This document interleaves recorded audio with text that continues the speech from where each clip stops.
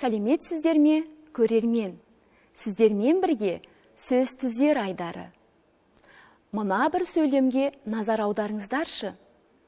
Бүгін жиналыста жобаның нәтижелерін айту керекпіз. Айту керекпіз, бару керекпіз, дұрыс емес. Қазақ тілінде көмекші етістік жіктелмейді. Керісінше, оның алдында тұрған етістік тәуелденеді. Дұрысы айтуымыз керек, баруымыз керек.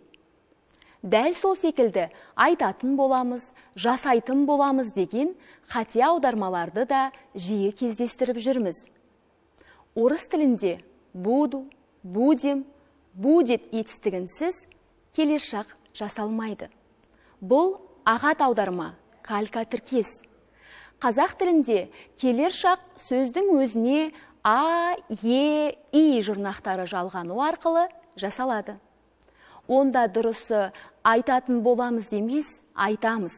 Жасайтын боламыз емес, жасаймыз. Мәлімет сіздерге пайдалы болды деп ойлаймын. Келесі кездескенше сау болыңыздар.